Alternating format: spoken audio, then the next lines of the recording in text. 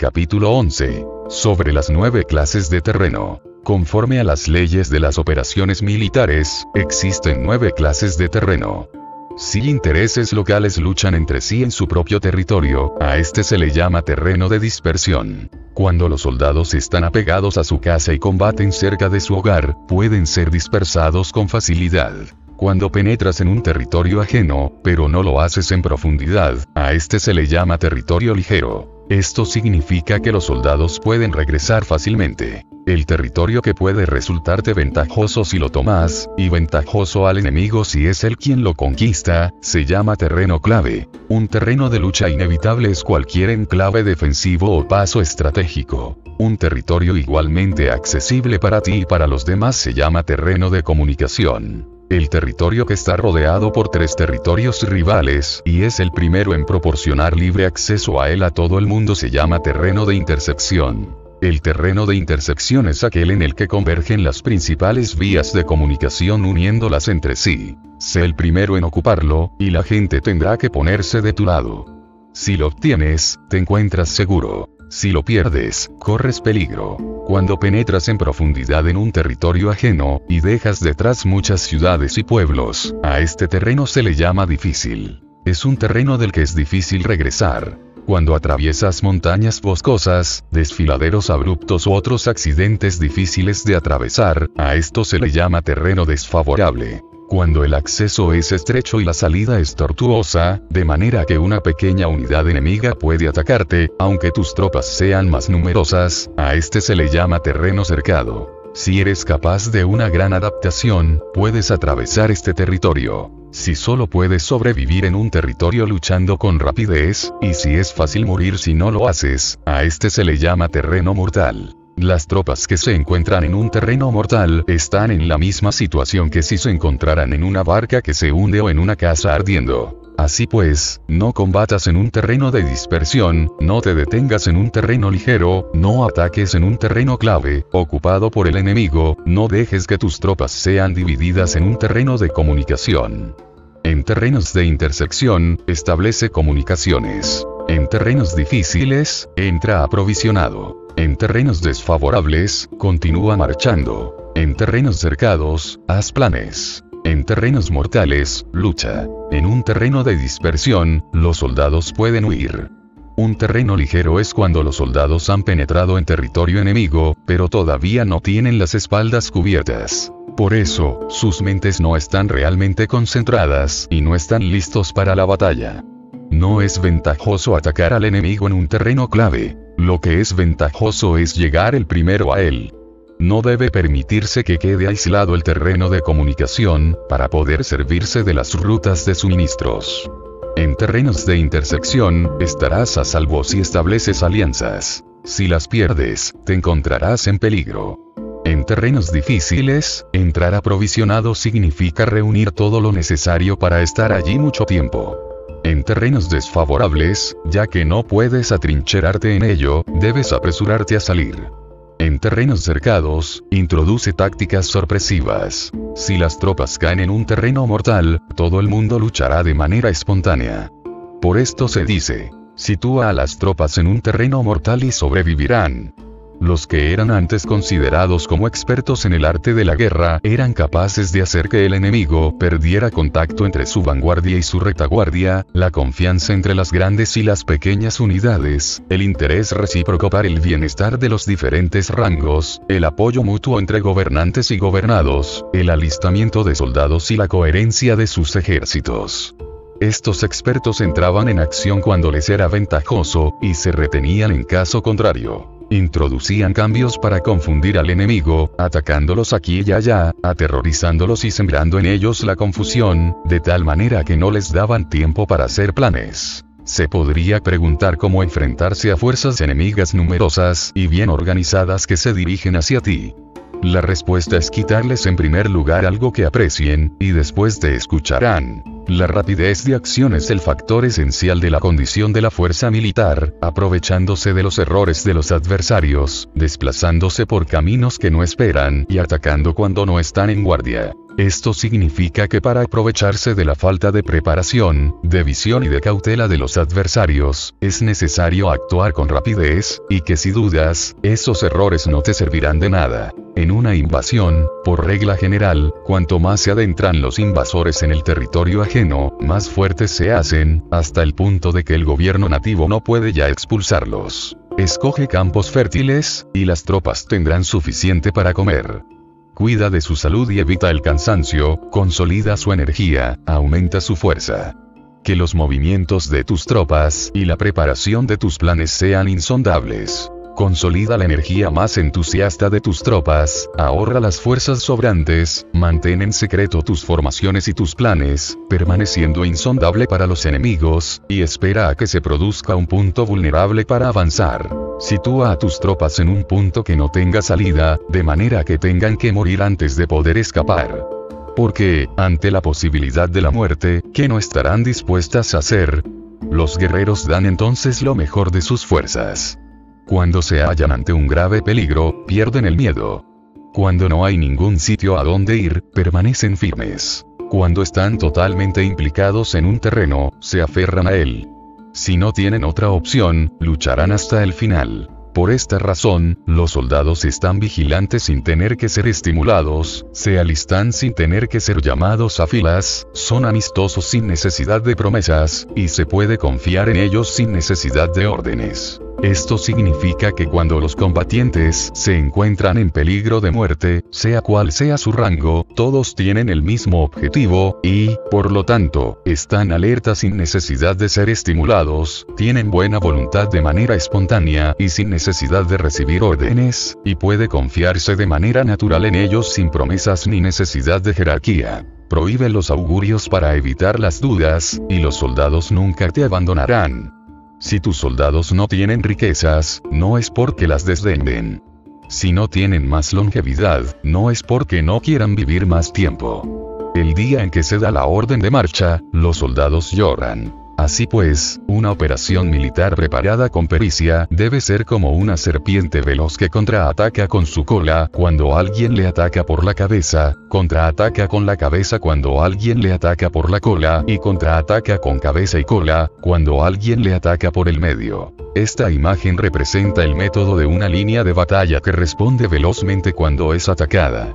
Un manual de 8 formaciones clásicas de batalla dice: haz del frente la retaguardia, haz de la retaguardia el frente, con 4 cabezas y 8 colas.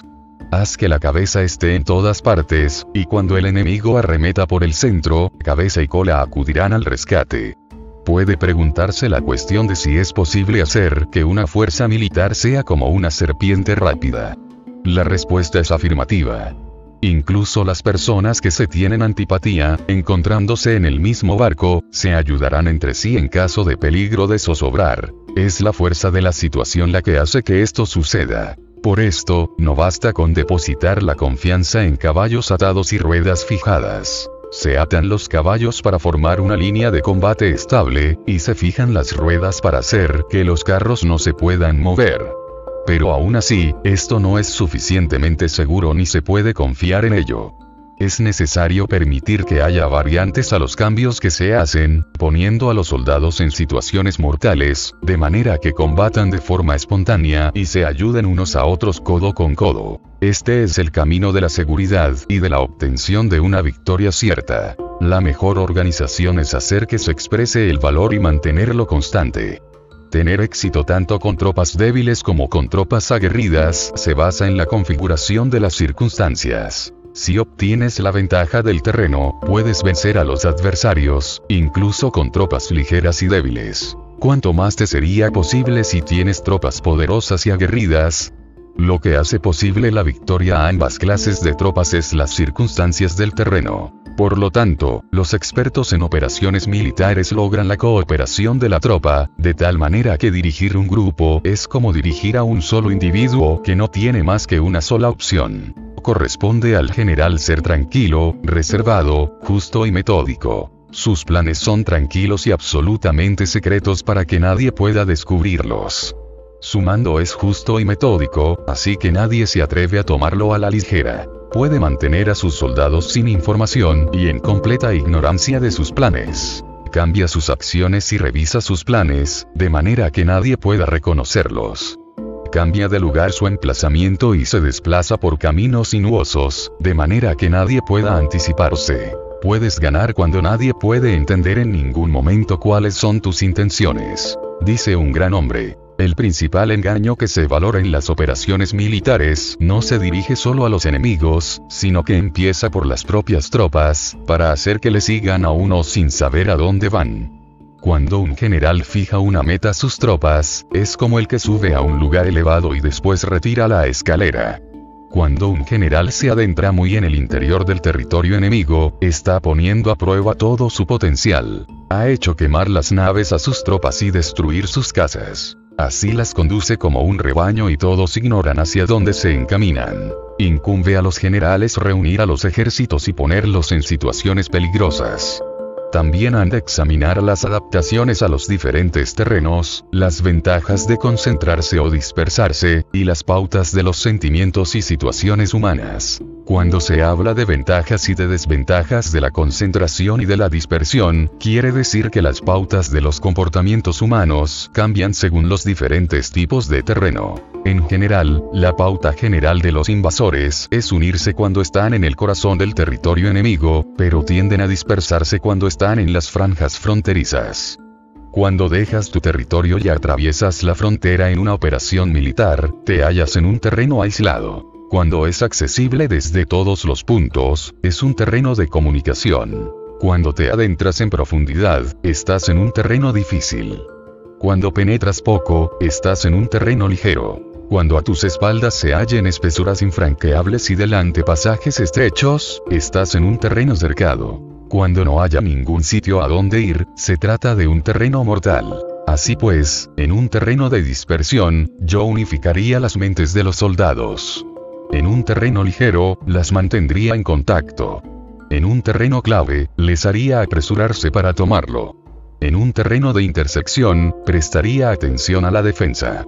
En un terreno de comunicación, establecería sólidas alianzas. En un terreno difícil, aseguraría suministros continuados. En un terreno desfavorable, urgiría a mis tropas a salir rápidamente de él. En un terreno cercado, cerraría las entradas. En un terreno mortal, indicaría a mis tropas que no existe ninguna posibilidad de sobrevivir. Por esto, la psicología de los soldados consiste en resistir cuando se ven rodeados, luchar cuando no se puede evitar, y obedecer en casos extremos. Hasta que los soldados no se ven rodeados, no tienen la determinación de resistir al enemigo hasta alcanzar la victoria. Cuando están desesperados, presentan una defensa unificada. Por ello, los que ignoran los planes enemigos no pueden preparar alianzas. Los que ignoran las circunstancias del terreno no pueden hacer maniobrar a sus fuerzas. Los que no utilizan guías locales no pueden aprovecharse del terreno. Los militares de un gobierno eficaz deben conocer todos estos factores. Cuando el ejército de un gobierno eficaz ataca a un gran territorio, el pueblo no se puede unir. Cuando su poder sobrepasa a los adversarios, es imposible hacer alianzas. Si puedes averiguar los planes de tus adversarios, aprovéchate del terreno y haz maniobrar al enemigo de manera que se encuentre indefenso. En este caso, ni siquiera un gran territorio puede reunir suficientes tropas para detenerte. Por lo tanto, si no luchas por obtener alianzas, ni aumentas el poder de ningún país, pero extiendes tu influencia personal amenazando a los adversarios, todo ello hace que el país y las ciudades enemigas sean vulnerables. Otorga recompensas que no estén reguladas y da órdenes desacostumbradas. Considera la ventaja de otorgar recompensas que no tengan precedentes, observa cómo el enemigo hace promesas, sin tener en cuenta los códigos establecidos. Maneja las tropas como si fueran una sola persona. Empléalas en tareas reales, pero no les hables. Motívalas con recompensas, pero no les comentes los perjuicios posibles. Emplea a tus soldados solo en combatir, sin comunicarles tu estrategia. Déjales conocer los beneficios que les esperan, pero no les hables de los daños potenciales. Si la verdad se filtra, tu estrategia puede hundirse.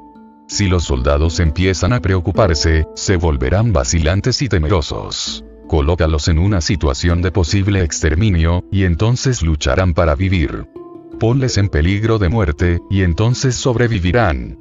Cuando las tropas afrontan peligros, son capaces de luchar para obtener la victoria. Así pues, la tarea de una operación militar es fingir acomodarse a las intenciones del enemigo. Si te concentras totalmente en este, puedes matar a su general aunque estés a kilómetros de distancia.